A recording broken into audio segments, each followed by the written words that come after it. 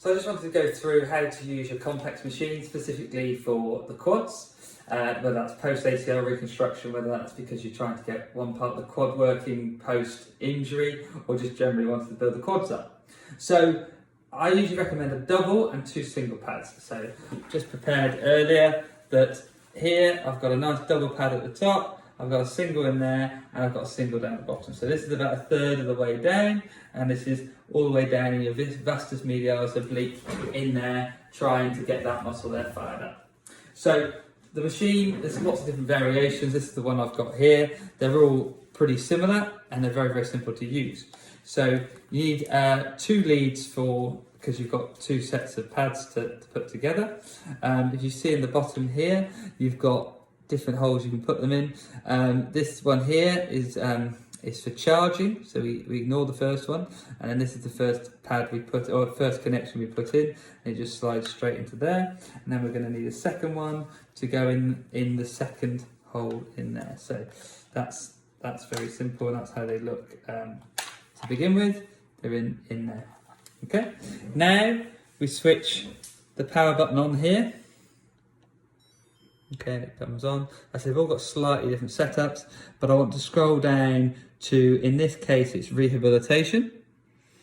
Then disuse atrophy or muscle atrophy on this occasion, and we come through. And I don't know if you can see here, but you've got a warm-up bar, which is kind of your chevrons. You've got the workout bit, which is the blacked out bit, and then you've got some dots as your cool down. Okay, so generally I don't think we need the warm-up unless it's literally first thing in the morning, you've done nothing at all, because that just pulses the muscles and gets them fired up. I think we're better off going straight in. So if we want to cut that off, we press the power button once, and then it gives us the option here to skip. And that means that the one underneath that will skip it. And now we've missed the chevrons out and we're straight into the workout. So here it says start, so we press the start button there. Now, at the moment, because I've not got anything connected, it won't work. So as soon as I press up, it will say no pads detected. So when I press start now, before I do anything, I'm going to connect the pads up.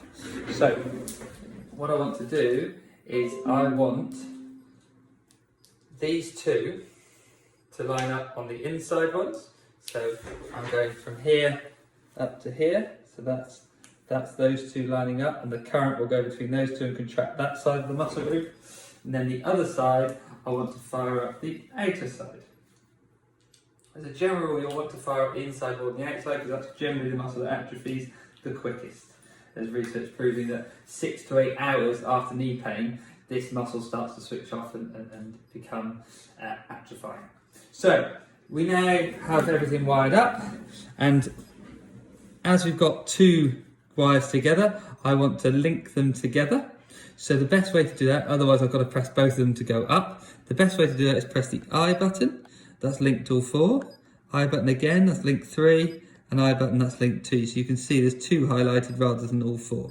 Now when I press up, they go up together. So it saves me a bit of work, that's all. And if I want to make them single again, I press I again, and I can just put 1 up. Okay. So again, we're in the warm up now because I went back a stage. So this is just pulsing at the minute. But if I press stop, I can then skip, and then I press start, and we've skipped that. Okay, so now I'm going to press I to make these 2 linked together again. You can see here in the top right, you've got a darker section, a dotted section. That's the working section and the resting section. So the working bit is around about 6 seconds, and then you get the same amount of rest time. Okay, so if we turn this up now, my muscle's contracting, okay, and they're there, and then it decreases, okay? Now it pulses. Personally, I turn this down because I don't see much benefit in that side of things. Just allows it to recover, and then we go again. However, you can only turn it up when you're on the on phase.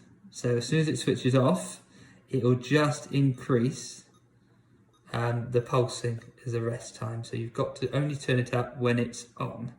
So go through one more time, and that's all contracting in there. And what can happen is, if you want to pause it, you just press stop once, or the power button once, and you press start again, and that'll get you back to where you were. And what can happen is, if you turn up the machine high enough, it can have a very good ability at straightening my leg. Okay, and then it releases off. Okay, so you can either let it straighten. I probably wouldn't let it lock out because that's just uncomfortable, nothing more than that. So yeah, so it kicks in and then you can see it's just straighten my leg. I can then pull it back, so I can fight against it, which means this muscle has to work harder and the hamstring has to fire up a little bit as well. Your muscle will look unusual because we can only contract our muscle 40 to 60% of the time. So it will look unusual because this is going to go far more than that, which is why it's such a good bit of kit. As things get better, you'll be able to then do some single leg squats with it being on, but again, don't lock that knee, otherwise it just becomes painful or just uncomfortable as such. If it's post-op, you want to keep the knee still because there's no stress going through that knee at all. So this position works really, really well. Sometimes you'll find that an area is pulsing. So if I go on the outside here, you might find that you can see that sometimes you'll get that there's a twitch in the muscle. So what I would do is I would always pause it first and then just move it back into a slightly different position. Or if it's painful, again, you can move it up and down slightly just to make it a bit more comfortable. And then to stop, you just press the stop button several times until the machine switches off.